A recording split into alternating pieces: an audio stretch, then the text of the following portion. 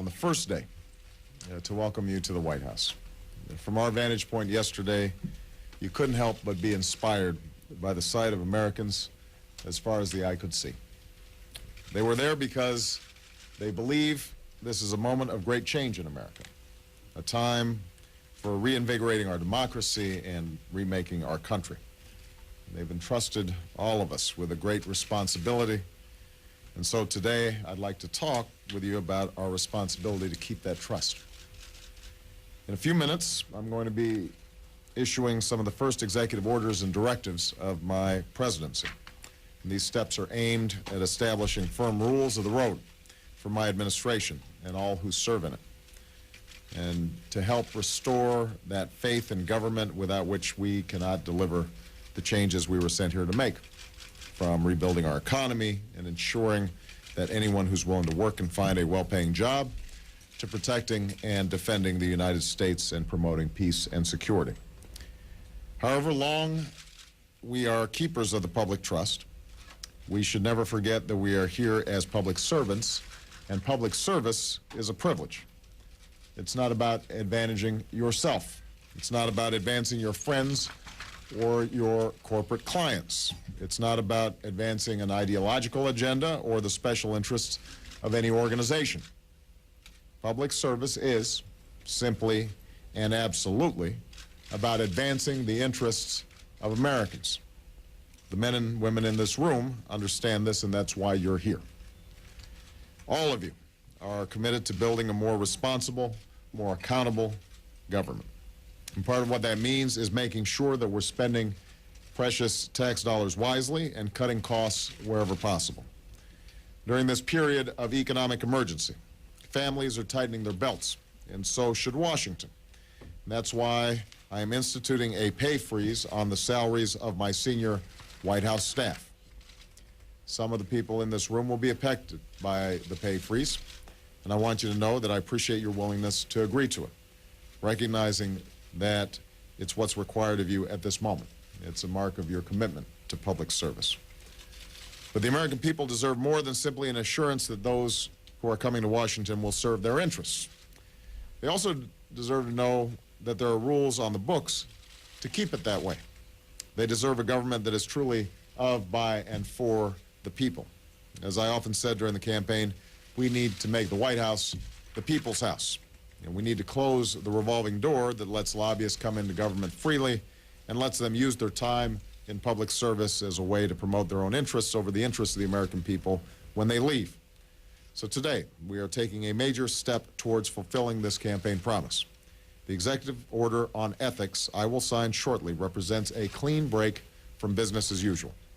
As of today, lobbyists will be subject to stricter limits than under any other administration in history. If you are a lobbyist entering my administration, you will not be able to work on matters you lobbied on or in the agencies you lobbied during the previous 2 years. When you leave government, you will not be able to lobby my administration for as long as I am president. And there will be a ban on gifts by lobbyists to anyone serving in the administration as well.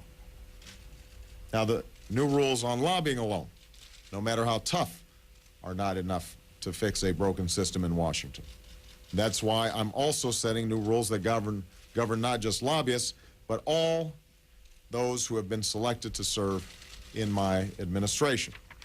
If you are enlisting in government service, you will have to commit in writing to rules limiting your role for 2 years in matters involving people you used to work with and barring you from any attempt to influence your former government colleagues for 2 years after you leave.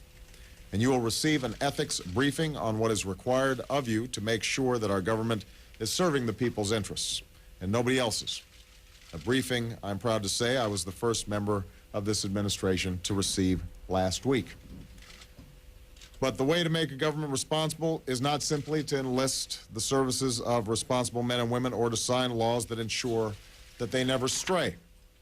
The way to make government responsible is to hold it accountable. And the way to make government accountable is make it transparent so that the American people can know exactly what decisions are being made, how they're being made, and whether their interests are being well served. The directives I am giving my administration today on how to interpret the Freedom of Information Act will do just that.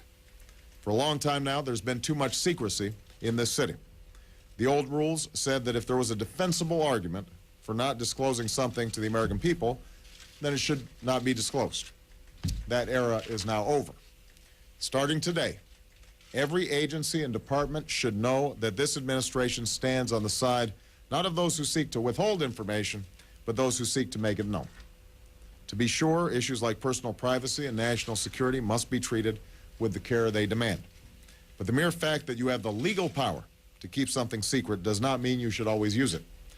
The Freedom of Information Act is perhaps the most powerful instrument we have for making our government honest and transparent, and of holding it accountable. And I expect members of my administration not simply to live up to the letter, but also the spirit of this law. I will also hold myself, as president, to a new standard of openness. Going forward, anytime the American people want to know something that I or a former president wants to withhold, we will have to consult with the Attorney General and the White House counsel, whose business it is to ensure compliance with the rule of law. Information will not be withheld just because I say so. It will be withheld because a separate authority believes my request is well grounded in the Constitution. Let me say it as simply as I can.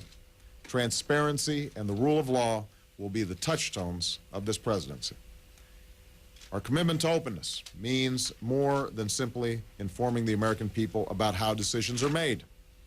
It means recognizing that government does not have all the answers and that public officials need to draw on what citizens know. And that's why, as of today, I'm directing members of my administration to find new ways of tapping the knowledge and experience of ordinary Americans, scientists and civic leaders, educators and entrepreneurs, because the way to solve the problem of our time is, solve the problems of our time as one nation is by involving the American people in shaping the policies that affect their lives. The executive orders and directives I'm issuing today will not, by themselves, make government as honest and transparent as it needs to be. And they do not go as far as we need to go towards restoring accountability and fiscal restraint in Washington.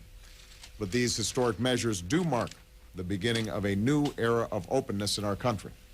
And I will, I hope, do something to make government trustworthy in the eyes of the American people in the days and weeks, months, and years to come. That's a pretty good place to start. Thank you very much.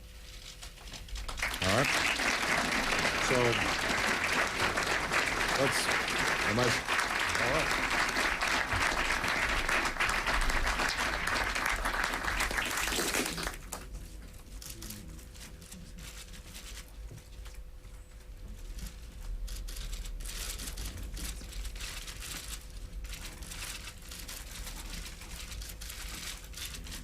There you go. I think that's right. No, they're very nice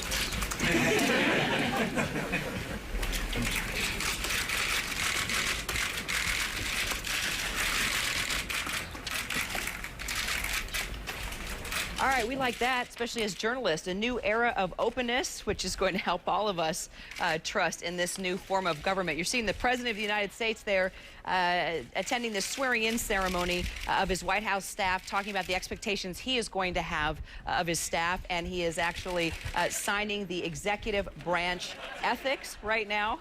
A little bit of confusion there. I guess he has to sign a number of them. Joe Biden adding a little humor there. But here's what's interesting. A couple things that stood out.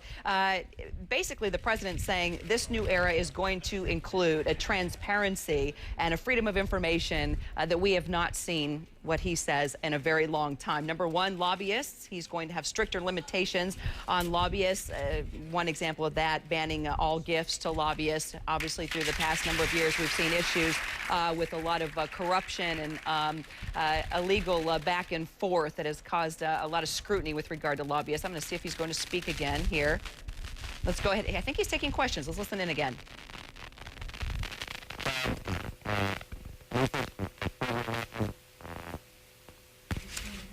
The swearing is going to be taking place, and the Vice President is going to be carrying that out?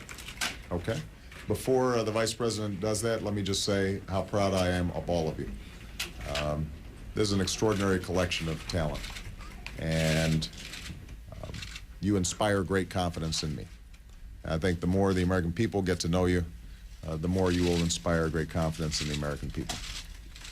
All of you have made extraordinary sacrifices to be here. Many of you have brought your families here. They're making extraordinary sacrifices. But what a moment we're in. What an opportunity we have to change this country. And for those of us who have been in public life before, you know, these kinds of moments come around just every so often. The American people are really counting on us now. Let's make sure we take advantage of it. I know you will. So thank you for your commitment.